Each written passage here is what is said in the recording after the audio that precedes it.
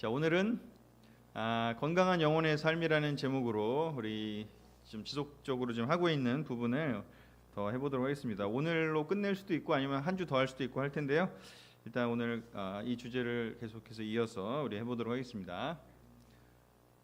요즘 참 영적으로 건강하게 지내기 참 쉽지 않은 그런 사회적 또 문화적 뭐 여러 가지 개인적인 또 경제적인 요즘 많이 어렵잖아요. 경기도 안 좋고 그런 와중에 있는데요. 그럼에도 불구하고 우리 후모 형제님께서 말씀하신 것처럼 우리가 하나님 안에서 건강하게 영적으로 잘 지낼 수 있는 그런 놀라운 또 비밀을 우리는 갖고 있는 사람들이잖아요. 그래서 그러한 비밀을 비밀로만 가둬두는 게 아니라 잘 누리고 잘 사용할 수 있는 그 비결들을 우리가 잘 또 되새기고 실천했으면 좋겠습니다. 자, 사람들의 정서적인 건강에 영적인 건강한 영혼에 필요한 요소들이 가장 큰 세 가지를 따지자고 한다면 일단은 안전하다고 느끼는 거가 필요하다고 하죠. 안전하다. 그 뭐 찬양도 있잖아요. 내 영혼은 안전합니다. 맞나요? 완전합니다 합니까? 나는 왜 안전이 맞죠? 네, 제가 맞습니다. 완전을 추구하시는 분이다 보니까 하여튼 그 찬양이 있을 정도로 사실 모든 거의 시작이 그렇잖아요. 뭐 그 에릭슨의 뭐 그 단계별 그런 심리적인 그 부분에서도 그렇고 일단 안전해야지 우리가 뭔가 할 수 있잖아요. 불안하면 할 수 없잖아요. 그래서 전쟁이 나면 사실 이 모든 것 뭐 이런 건강 이런 거 필요 없고 그냥 무조건 살아야 되니까 사실 요즘 뭐 우크라이나에 있는 분들 같은 경우는 정말 그냥 사느냐 죽느냐 안전하냐 불안하냐 그 부분이 너무 중요한 것처럼 기본적으로 우리가 안전해야 다른 것들을 할 수 있죠. 특별히 또 경제적으로도 여러분이 우리가 안전하다고 느껴야 좀 뭔가 다른 것들에도 신경을 쓸 수 있지 않겠습니까? 경제적으로 안전하지 않다고 느끼면 그 부분을 우선적으로 또 노력을 할 수밖에 없는 것 같아요. 다른 걸 제쳐두고 그러다 보니까 이제 다른 게 소홀해지면 또 나중에 이제 문제가 되겠죠. 그 경제적인 안정이 생긴다면 그 다음에 이제 그동안 방치해뒀던 문제들이 생기겠죠. 자, 두 번째는 그냥 안전한 상태, 이제는 세이프해요. 그래서 평화가 왔습니다. 그렇다고 해서 또 건강하냐? 꼭 그렇지는 않죠. 근데 만났는데 이제 평안해요. 전쟁도 없어요. 경제적으로도 괜찮아요. 근데 만났는데 서로 인정해주고 서로 존중해주고 서로 격려해주는 그런 또 관계가 없다면 그러면 또 굉장히 불안해질 수 있겠죠. 그래서 우리 모두 인정 욕구가 있다고 했죠. 그래서 그 인정 욕구를 또 이렇게 채워줄 수 있는 그런 서로의 관계가 필요하고 또한 이렇게 서로를 격려해주고 또 많은 것들을 할 수 있도록 그런 것들이 채워졌어요. 그래서 너무 이제 좋은데 근데 또 우리 사람들은 안전하다고 해서 또 세이프하다고 해서 끝나는 게 아니라 똑같은 걸 계속 반복하면은 사람들이 힘들어하죠. 똑같은 옷 계속 입으면 별로 마음에 안 드시잖아요. 우리 자매님들 옷장을 아무리 열어봐도 되게 많긴 한데 입을 거 없으시죠. 이제 봄도 오니까 백화점 가시던지 이제 쇼핑을 하셔야 될 때가 되고 있습니다. 그래서 뭔가 우리에게는 새로운 또 즐거움 또 뭔가 이렇게 변화를 줄 수 있는 그런 이렇게 즐거움이 필요합니다. 즐겁지 않다는 건 뭐냐면 이제 지루하다는 뜻이고 뭔가 이게 고정돼 있다는 거잖아요. 그래서 의미를 추구하지만 또 재미도 필요하다는 생각이 들고 정신적 건강이 이렇게 세 가지 요소가 너무나 핵심 요소라고 합니다. 반대로 그러면 우리가 정서적으로 건강하지 않게 되는 것들은 바로 이 세 가지이죠. 우리의 무의식 또 의식 상태에서 두려움 모든 이제 문제는 이 두려움의 감정 또 불안의 감정 그리고 이제 이 괴로운 어떤 그런 상황 이런 것에서 시작이 되죠. 그래서 이 두려움과 불안과 괴로움이 해결이 되지 않으면 뭔가 비정상적인 이 행동을 이제 하게 돼 있죠, 사람들이. 그래서 모든 어떤 정서적 건강을 해치는 요소의 그 내면으로 들어가 보면 이 두려움과 불안과 괴로움이 그 안에 있는 것이다 라는 것들을 볼 수가 있습니다. 그래서 정서적인 건강을 그런 정서적 욕구를 건강하게 충족하기 위해서는 앞에 있는 그 세 가지를 잘 충족하기 위해서는 한 5가지가 필요하다고 하는데 첫 번째는 신뢰할 수 있는 사람과의 관계를 유지하고 안정적인 환경을 조성하는 것이 필요하다고 합니다. 안전하다고 느끼는 거는 이제 옆에 신뢰할 수 있는 사람들이 있을 때 안전한 거잖아요. 아군이 있어야죠. 아군. 전쟁통에 아군이 있으면 그래도 좀 안전한데 적군만 있다고 느끼면 불안하잖아요. 그렇기 때문에 신뢰할 수 있는 사람과의 관계가 너무 필요하다. 그래서 신뢰할 수 있는 사람들 간의 관계를 잘 유지하고, 그리고 두 번째는 이제 스스로 선택하고 결정을 하면서 자기 주도성을 잘 키우는 그런 시간들을 보내면 좋다고 하고요. 그리고 자기 감정을 잘 표현하는 연습을 주기적으로 하면 너무 좋다고 합니다. 내 안에 어떤 감정들이 있는지를 잘 이렇게 끄집어내야 되는데, 특별히 이 두려움과 불안과 이 괴로움이나 이런 감정들은 끄집어내기만 해도 사라질 수 있는, 상당히 줄어들거나 아예 사라지거나 할 수 있는 그러한 특징이 있습니다. 근데 그거를 인정하고 드러내고 또 이렇게 나누면 사실 해결될 수 있는 게 상당히 많은데, 그걸 얘기하지 못하고 저게 없어, 난 두렵지 않아, 난 불안하지 않아, 난 잘 지내고 있어, 이렇게만 얘기를 하면 그 안에서 저 감정들은 그런 거를 먹고 자란대요, 오히려. 그래서 거꾸로 저런 그 감정들을 해결할 수 있는 좋은 방법은 드러내놓고 표현하는 거죠. 그래서 내 안에 어떤 감정이 있는지 뭐 일기를 써도 좋고, 또는 사람들과 대화를 하면서 그런 것들을 표현할 수도 있고요. 또 그림을 그리면서 표현할 수도 있고 해서 자기 감정을 잘 표현하는 연습을 하는 것이 너무나 필요하다고 합니다.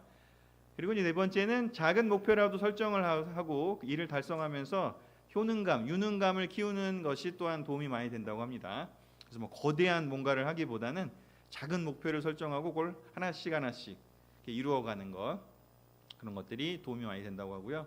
다섯 번째, 우리 이렇게 취미 활동, 또 여행, 운동 등을 통해서 즐거움과 이렇게 적절한 자극, 좋은 자극을 찾는 것이 또 우리의 정서적 건강에 도움이 많이 된다라고 이제 전문가들이 정리해 놓은 거를 제가 가져왔습니다. 이 중에 뭐 상당 부분은 잘 하고 계시죠? 네. 자, 그러면 이제 정서 욕구가 충족되지 않을 때, 건강하기 위해서는 건강하지 않을 때를 또 알아야 되잖아요. 우리가 건강할 때, 그리고 건강하지 않을 때 우리가 이제 뭐 병원에도 가고 우리 몸이 그런 것처럼 마음도 이제 그런 거죠. 그래서 정서 욕구가 충족되지 않을 때는 정서적인 질병에 걸리는 상태가 되고 또 육체적으로도 이제 영향을 받게 된다고 합니다.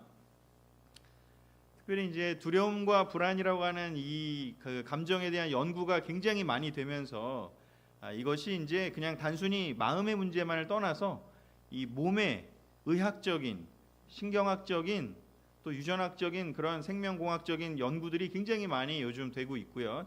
자료들이 엄청나게 많이 나오고 있습니다. 그래서 이 두려움과 불안이 느껴지고 이것이 활성화되는 그 특정한 부위가 있는데, 그게 어디냐면 이 뇌 안에 있는 편도체라고 합니다. 그래서 이 편도체가 과도하게 활성화가 되면 이 앞쪽 뇌에 있는 전두엽, 인간의 뇌에 있는 이 전두엽의 활성이 저하가 된대요. 그래서 두려움과 불안한 상태에 있으면요, 아무리 똑똑한 사람도, 아무리 정말 놀라운 그런 지능이 있는 사람도 쓸 수가 없대요. 그 지능을. 그리고 의지력이 놀라운 사람도 쓸 수가 없고. 그래서 첫 번째로 해야 되는 건 뭐냐면 이 두려움과 불안을 줄이는 거래요.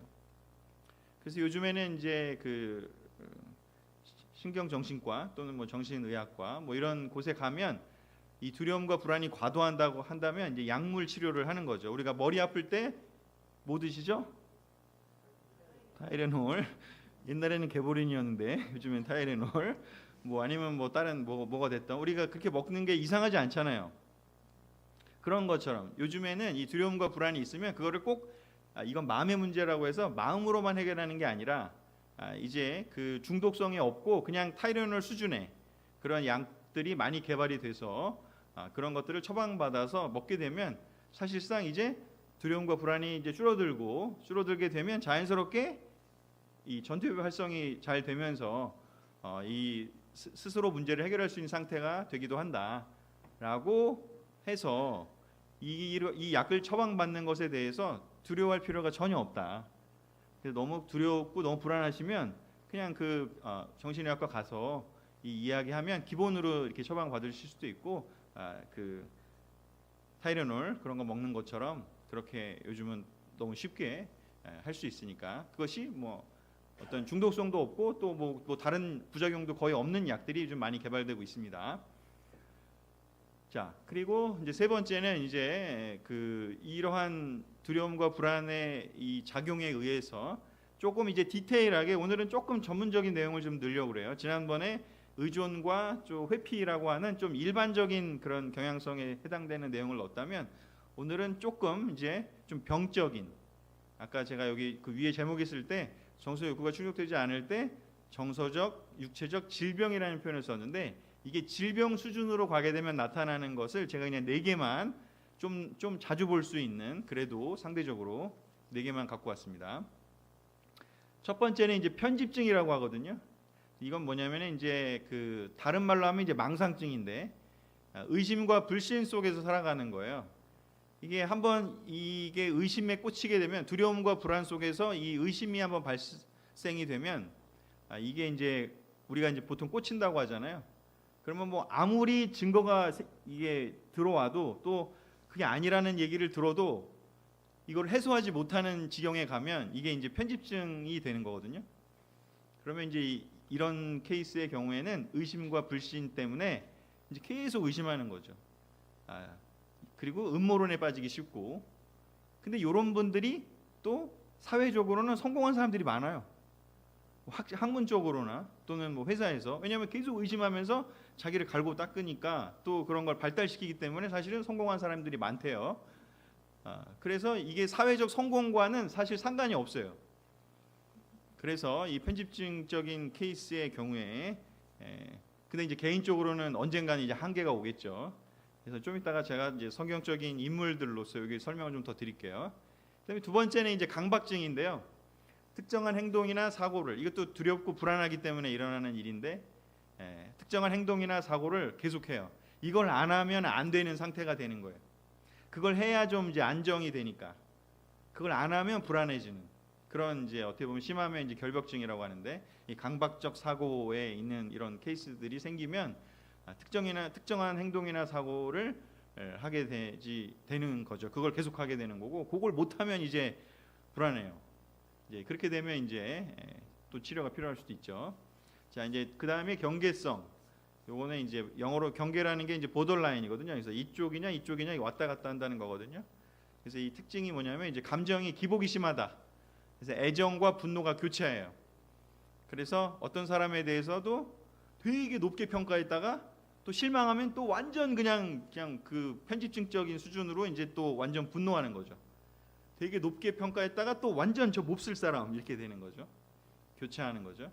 그래서 매우 심하고 충동적인 행동을 하게 되고, 그렇다 보니까, 그리고 이제 기본적인 그 마음속에 그 문제가 생기는 원인은 이제 버림받음에 대한 극심한 두려움 때문에 생기는 일이라고 하고요. 특별히 이 경계성적인 상황에 가면 자해 욕구가 생긴대요.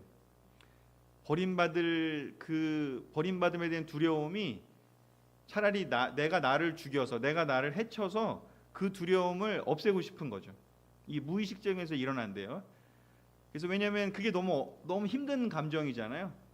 버림받으면 어떡하지? 라는 그 감정 때문에 차라리 나를 없애서 그 감정을 안 느끼고 싶은 거죠. 그래서 자해 욕구에 시달리는, 자살하게 되는 충동을 느끼는 그런 케이스가 이제 요 케이스에 속한다고 합니다. 그 다음에가 이제 연극성인데, 영어로는 이제 히스테리성이라고도 얘기를 하고요. 요거는 이제 좀 뭐 그냥 느낌이 오시겠죠? 연극하는 삶을 사는 거예요. 과도하게 사람들이 자기를 이렇게 봐주기를 원하는 거예요. 그래서 표현이, 행동이 굉장히 이렇게 과장돼요. 그래서 막 요즘엔 그렇지 않겠지만 이제 뭐 너무나 하여튼간에 자기의 어떤 느낌이나 뭐 좋은 것도 너무 좋게, 또 슬픈 것도 너무 슬프게 하면서 사람들이 자기를 이렇게 봐주게.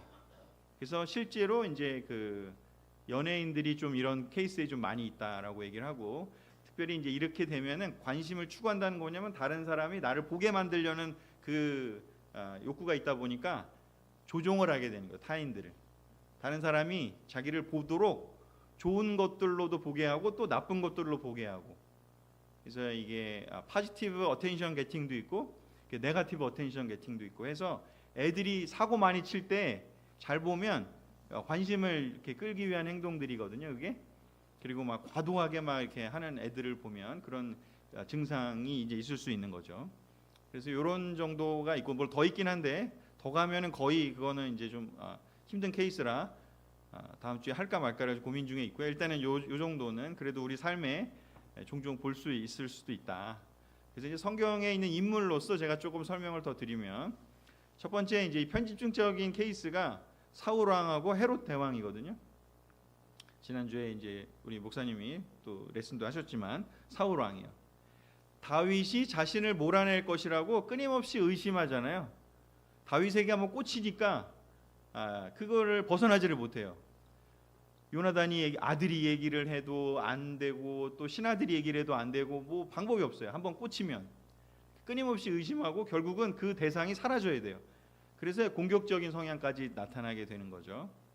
그리고 이제 그 신하들도 자기를 배신할 거라고 생각해서 의심하고 불안하게 되는 거고요. 그 다음에 이제 아들 요나단조차도 다윗 편을 들었다고 의심하고 분노하죠.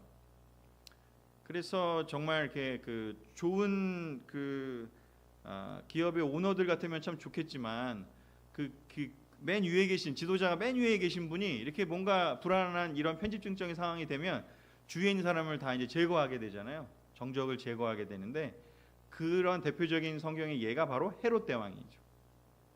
헤롯 대왕. 동방 박사들이 이제 별을 보고 예수님이 태어났다고 해서 막 이제 와서 얘기하잖아요. 여기 메시아가 태어났다고 하는데 어디 있을까요? 라고 이제 물어볼 때 그냥 간단하게 얘기했는데 뭐야? 메시아가 태어나? 내가 아닌 다른 뭔가 왕이 있다고? 라고 얘기를 하면서 그 2살 이하의 남자아이, 베들레헴에 있는 남자아이를 다 죽이라고 이제 명령을 내리잖아요. 저 뒤에 저거 히터 좀 꺼주실까요? 저도 더울 뿐더러 이제 이렇게 스르륵 잠기시려는 충동이 보이시는 분들이 있어서 네, 여기 있으면 다 보입니다. 그래서 이 2살 이하의 남자아이들을 다 죽이라고 명령을 하고 그리고 실제로도 자신의 가족들조차 의심해서 많이 죽였어요. 실제 그 기록에 보면 자기의 그 둘째 아내 같은 경우는 아예 둘째 아내와 아이들을 전부 그냥 그 간통했다고 그냥 그 누명을 씌워가지고 다 죽여요. 자기 아들들조차 실제로. 그래서 굉장히 그 잔인한. 근데 이 헤롯 대왕이 잔인한 왕이면서도 또 그 예루살렘의 그 성전을 멋지게 건립한 사람이거든요. 그래서 이 왕좌를 놓치지 않으려고 엄청나게 또 열심히 살았던 사람이기도 한데 지나친 불안과 자기 보호 본능이 사실은 작동을 한 거죠. 그러면서 굉장히 공격적인 행동을 하게 됩니다. 자, 두 번째는 이제 강박증인데 뭐 헤롯 대왕이나 사울 왕처럼 우리가 이렇게 왕이 되기는 어렵잖아요. 그래서 편집증적인 그런 증세를 나타내기까지는 좀 쉽지는 않은데, 근데 있지만 바리새인 수준에서는 일어날 수도 있겠죠. 강박증. 자, 율법을 행위 단위로 규정을 해서 철저하게 지키려고 해요. 이걸 안 하면 불안한 거예요. 왜 이렇게 할까? 이렇게 안 하면 하나님이 나를 버릴까봐. 이렇게 안 하면 구원을 못 받을까봐. 그 불안감에서 이제 바로 하는 거죠. 두려움에서. 그래서 이 강박증에 시달리게 되면 이제 겉으로는 깨끗하고 경건해 보이지만 사실상 그 본질, 그 하나님과의 인격적인 관계, 그 안전한 관계는 모르는 거죠. 그래서 내면의 변화는 부족한 상태에서 그냥 그 행위만 계속하니까 예를 들면 뭐 그 일요일에 걷는 것은 일요일에 노동을 하면 안 된다라고 했기 때문에 일요일에 쉬어야 되는데 일요일에 1.5km 이상은 걸으면 안 된다. 뭐 이런 규정들을 디테일하게 다 정해놓은 거예요. 그래서 제가 그 예전에 이스라엘을 자주 다니시는 교수님이 해준 얘기인데 가면은 진짜로요 일요일에는요 거기 엘리베이터 버튼도 안 누른대요. 지금도 그 안식일에 일요일이 아니라 안식일에 토요일이죠. 안식일에. 그래서 자기가 갔더니 그 너무 반가워하면서 자기 보고 눌러달란다고. 이제 본인은 이제 한국 사람이니까 이방인이잖아요. 그러니까 너는 눌러도 된다 해서 자기가 저기 올라갈 건데 눌러달라고. 근데 지금은 이제 사회가 좋아지고 막 프로그래밍이 되잖아요. 그래서 요즘은 다 프로그래밍을 다 해놓은대요. 그래가지고 그냥 이렇게 그 누르면 안 되니까 근데 말로 하면은 그걸 또 괜찮대요. 그래서 지금 이제 그 챗 GPT나 이런 거에 말로 이렇게 명령하듯이 자 이게 뭐 프레스 뭐 버튼 뭐 이렇게 명령을 하면 이제 지금은 다 그렇게 해서 율법에 안 걸리게 해서 지금도 저렇게 사는 사람들이 꽤 있다고 합니다. 사랑과 자비보다는, 그러니까 본질보다는 두려움과 불안을 해소하기 위해서 율법에 집중하다 보니까 이제 인간적인 연민이 부족한 거죠. 그리고 칭찬에 인색하고, 그리고 자신의 지위, 사실은 본질은 저거잖아요. 내 지위가 불안한 거를 해소하고 싶으니까, 내가 안전하다는 그 생각을 너무 이렇게 마음속 깊은 곳에 있다 보니까 다른 사람 칭찬하는 데보다 내 지위에만 집중하다 보니까 다른 사람이 뭔가 어기는 것 같으면 막 이제 비난하고, 그리고 내가 뭐라고 이제 비난받을 것 같으면 딱 이제 방어하는 거죠. 그리고 주변 환경을 완벽하게 통제하고 싶어 하게 되고, 그리고 편협하고 독단적인 특성 때문에 새로운 또 뭔가 좀 이렇게 바꾸고 뭔가 변화하려고 할 때 잘 수용하지 못하는 경향이 있다고 합니다. 자, 이제 경계성의 대표적인 예는 이제 삼손과 아합 왕을 들 수가 있습니다. 삼손과 아합 왕. 삼손은 충동적 행동을 너무 많이 했죠. 나시린의 규율을 어기고 위험한 행동을 자주 하죠. 그래서 너무나 그 사랑을 갈구하고 또 친밀한 관계를 맺고 싶어요. 그래서 여자들을 이렇게 블레셋까지 가가지고 자주 사귀잖아요. 그러면서 나시린으로 자기가 해야 될 것들을 자꾸 어기고 충동적인 행동을 하는 거죠. 이러다가도 그냥 갑자기 나 이거 하고 싶으면 그냥 가는 거예요. 그냥 하는 거예요. 감정의 기복이 심하다고 아까 표현을 드린 것처럼. 그래서 사랑과 분노로 오가는 거죠. 너무 사랑해서 막 다 줄 것처럼 했다가 또 나를 좀 뭔가 안 좋게 하는 것 같으면 막 다 이제 부셔버리고 다 이제 분노를 표출을 했죠. 그리고 이제 개인적인 원한 때문에 그 횃불, 그 늑대인가요, 여우인가요? 그 꼬리 달아가지고 다 막 죽이고 막 이러잖아요. 그래서 충동적으로 그런 일들을 한다. 그래서 삼손을 딱 보면 이게 경계성 이 장애가 있는 케이스다라고 이제 전문가들이 얘기를 하고 있습니다. 그리고 이제 최후의 순간에도 내가 사라져야 이 모든 것이 해결될 것이다라고 해서 스스로 죽음을 선택하면서 하나님에게 힘을 달라고 요청을 하는데, 그것조차도 그 이스라엘을 구원하기 위한 것보다는 어떤 면에서는 이런 분석에 의하면 오히려 자기의 그 불안감을 해소하고 싶어서 차라리 내가 사라져야 너무 고통스럽지 않겠습니까? 본인조차도. 그래서 그것을 다 원수를 갚고 자기가 없어져야 하는 그런 지경에 이르게 되는 거죠. 그리고 아합 왕 같은 케이스도 나봇의 포도원을 너무나 이렇게 얻고 싶어 하니까 그것을 너무 얻으려고 얘기를 했는데 안 준대요.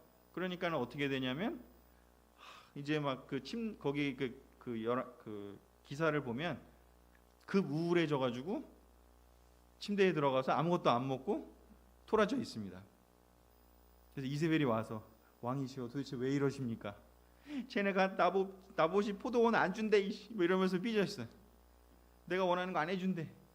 그런 삐져 있으니까 이세벨이 내가 해결해 드릴게요 이러면서 이제 해결하잖아요. 이제 이런 케이스들이 그래서 분노 조절이 어려운 케이스죠. 그래서 원하는 결과를 얻기 위해서 극단적이고 충동적인 행동을 하게 되는데 결국은 이제 여러 가지 계책을 써서 나봇의 포도원을 빼앗죠. 그래서 이런 것은 단지 자기만 불안한 게 아니라 주위에 있는 사람들을 그렇게 괴롭히고 공격적으로 행동할 수 있는 가능성이 크기 때문에 이런 케이스들도 굉장히 위험할 수 있다라고 보고요. 이제 마지막으로는 이제 연극성, 히스테리성을 보게 되면 이제 연극성은 아까 초점이 뭐였냐면 이렇게 관심 받고 싶은 그 욕망이 크기 때문에, 반대로 얘기하면 관심을 충분히 못 받으면서 자랐다라는 거죠. 그래서 관심을 끌기 위한 행동들을 이제 과장된 행동들을 많이 하게 되는데, 그 중에 이제 두 명을 꼽아 본다면 이제 다윗의 아들이었던 압살롬과, 그리고 아까 헤롯 대왕의 아들이었던 헤롯 안디바라고 하기도 하고 안티파스라고 하기도 합니다. 그래서 압살롬의 경우도 아버지의 관심을 끌기 위해서 과장된 행동을 종종 하게 됩니다. 그래서 아버지가 자기를 이렇게 잊어버린 것 같으니까 어떻게 하냐면 요압을 또 부르기 위해서 그 밭에다 불을 지르잖아요. 불을 지르니까 그걸 보고서는 이제 와서 도대체 뭔 일이에요 이렇게 하면서 이제 그 요압이 다윗한테 가서 얘기도 해주고 이렇게 해서 끌어올려주기도 하잖아요. 그리고 또 갔는데 또 방치돼요. 지난번에 회피는 다윗 차원에서 봤다면 요거는 이제 압살롬 차원에서 한번 본다면 이제 나한테 관심을 주시나 보다, 이제 나랑 이제 대화하시려나 보다 하면서 갔는데 또 방치돼요. 또 이제 열이 받는 거죠. 이제 이 화가 나는 거죠. 고통스러운 거죠. 그렇다 보니까 이제 어떻게 하냐면 이제 포기하는 마음도 있을 뿐더러 이제 아버지의 그 관심을 안 주는 것이 이제는 내가 아예 아버지를 없애버리고 내가 그 자리를 차지해야겠다라고 하면서 성문에 나가서 사람들하고 대화하기 시작하면서 연극 같은 행동을 하는 거예요. 연극 배우처럼. 누가 와가지고 이제 뭐 내가 이런 게 힘들어요 그러면은 거기서 맞장구 쳐주면서 아유 맞아요. 너무 힘드시겠어요.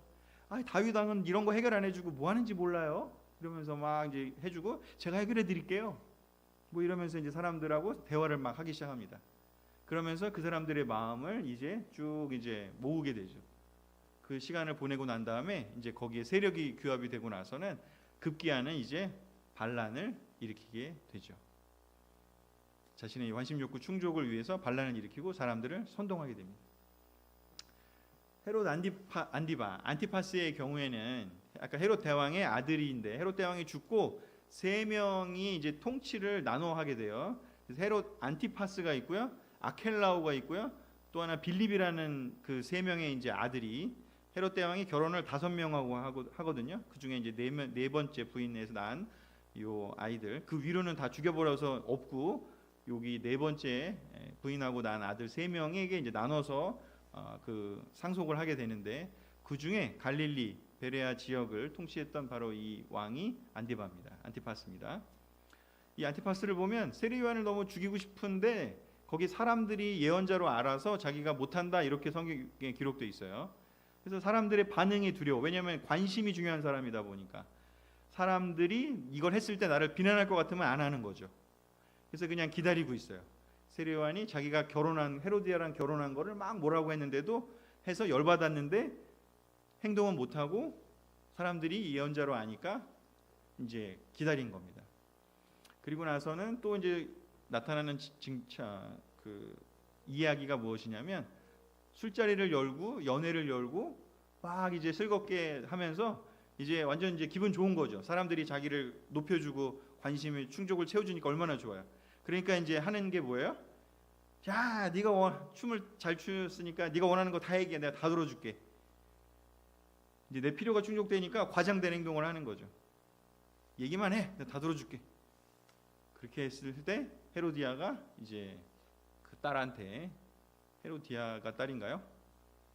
누가 딸인가요? 하여튼 그 엄마가 딸한테 얘기를 해서 저기 나오는군요. 살로메와 헤로디아 요구에 따라서 세례 요한을 이제 목을 내달라 이렇게 하면서 그래서 이제 그 요구에 들어서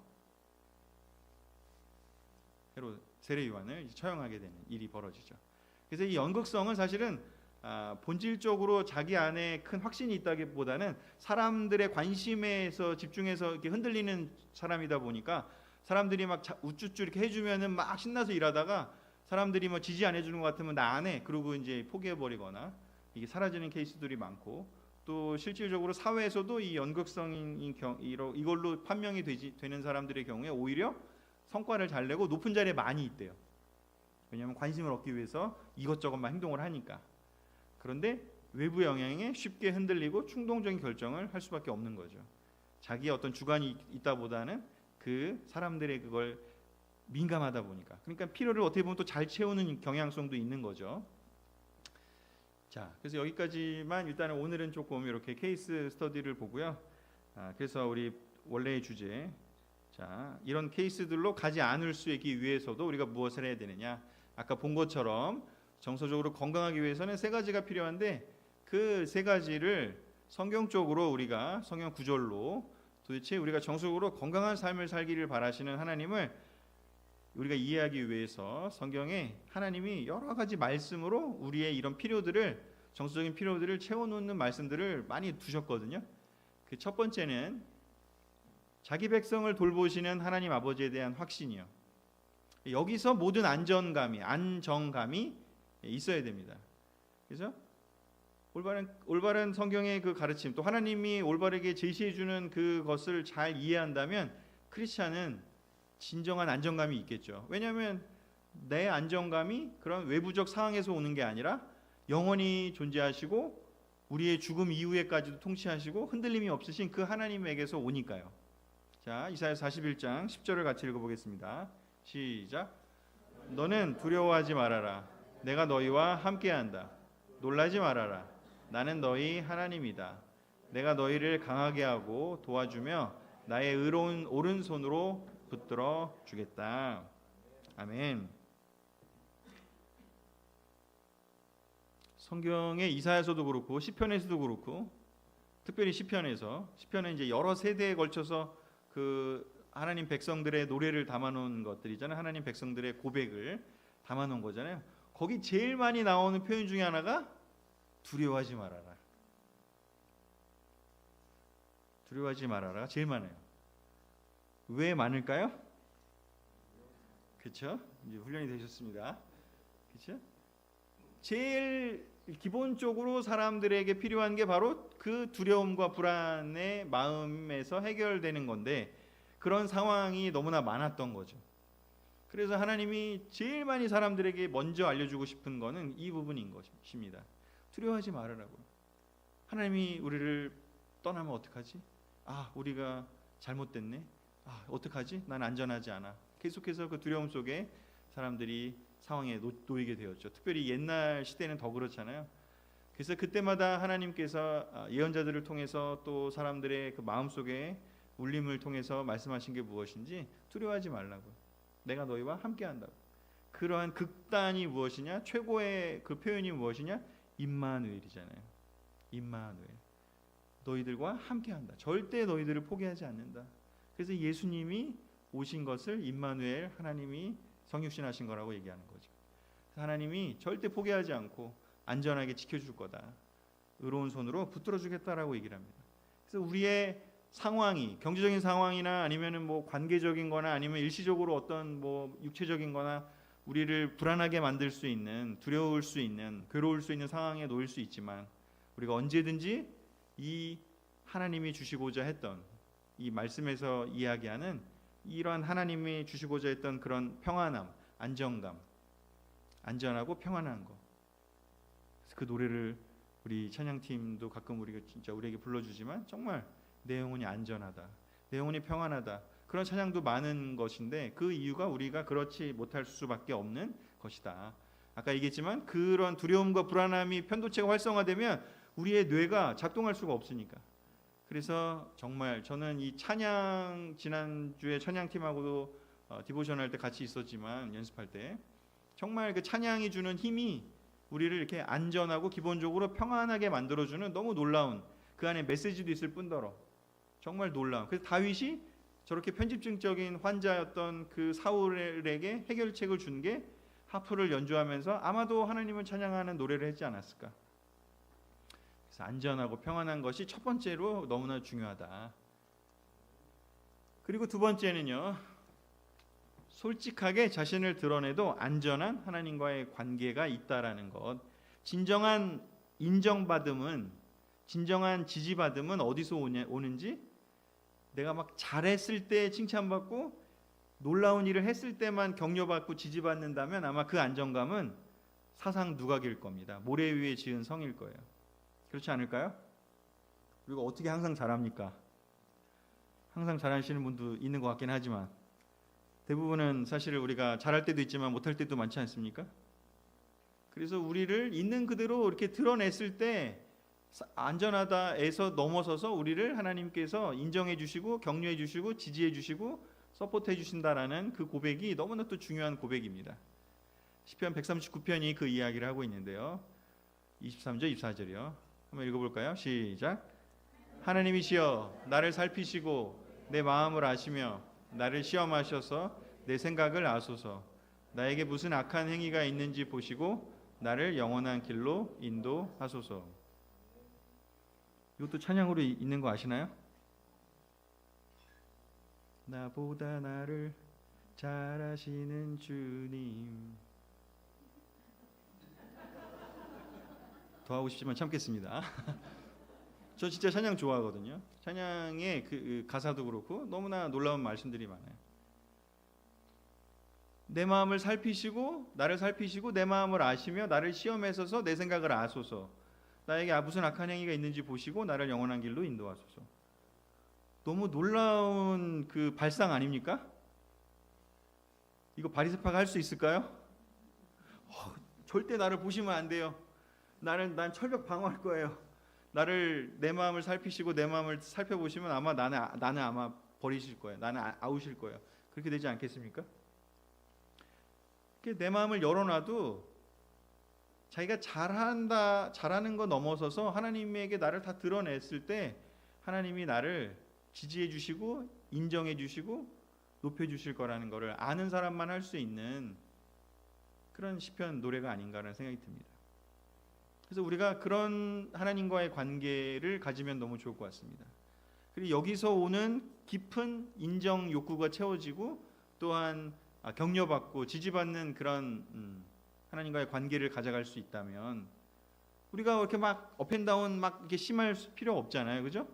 잘하면 잘해서 좋고 못하면 못하는 대로 또 격려받아서 하면 되고, 그렇죠?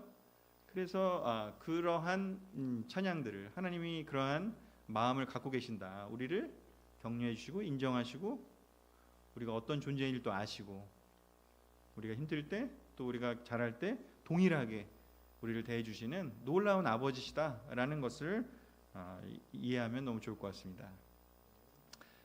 마지막 세 번째이죠. 우리 또 아까 처음에 얘기한 것처럼 이게 다른 것들이 많이 충족됐다 하더라도 우리가 반복되고 너무 지루하면 힘들잖아요.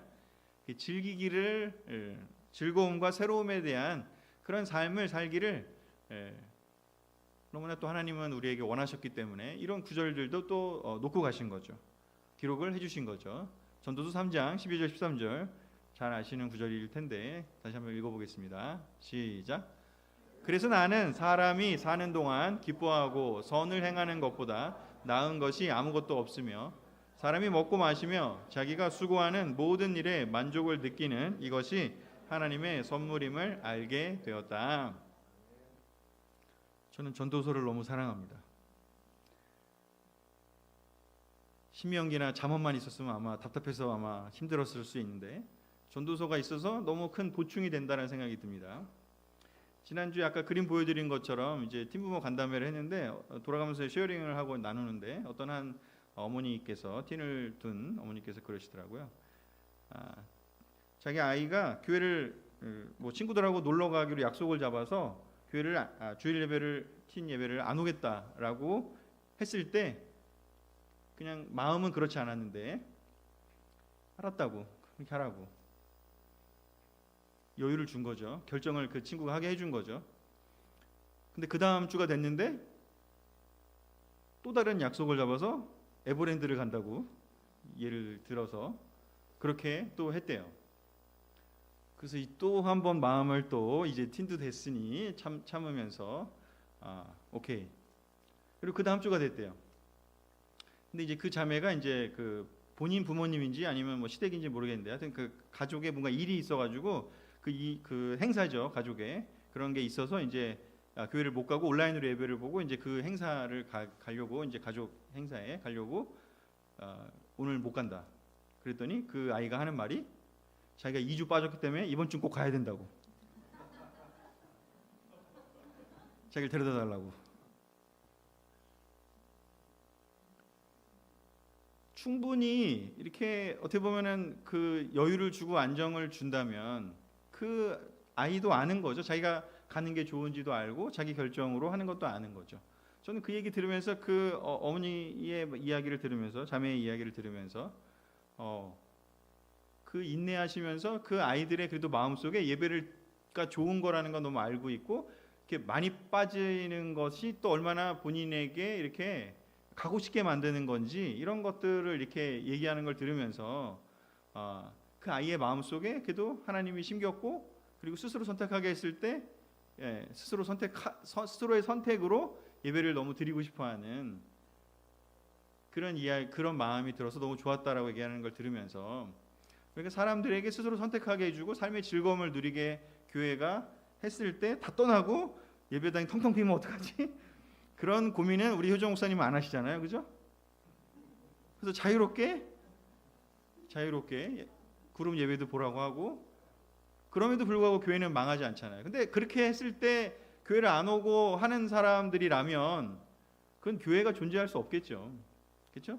삶을 즐기고 누리고 너무나 이렇게 해도 하나님과의 관계가 흐트러지지 않는다는 걸 우리가 너무 잘 알 때, 그때 비로소 발사파적인 삶의 그런 너무 막 두렵고 불안하고 막 그래서 믿는 게 아니라, 와, 너무 정말 이 크리스천 삶이 너무 즐겁다, 이 크리스천 삶이 너무 아름답다, 크리스천 삶이 너무 나에게 행복을 준다, 그래서 내가 전도하고 싶고 초대하고 싶고 다른 사람들 이 삶을 살았으면 좋겠다, 그런 마음으로 우리가 전도하고 초대해야 되지 않을까요?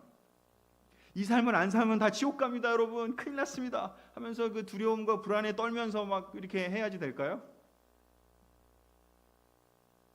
아니, 그럴 때도 있죠. 뭐 막 처음에 막 이제 진짜 막 그 어떤 미션팀 와가지고 진짜 이게 생사의 기로가 달린 수준에서 될 때면 그럴 수 있지만, 그렇지만 그거는 오래 할 수 없잖아요.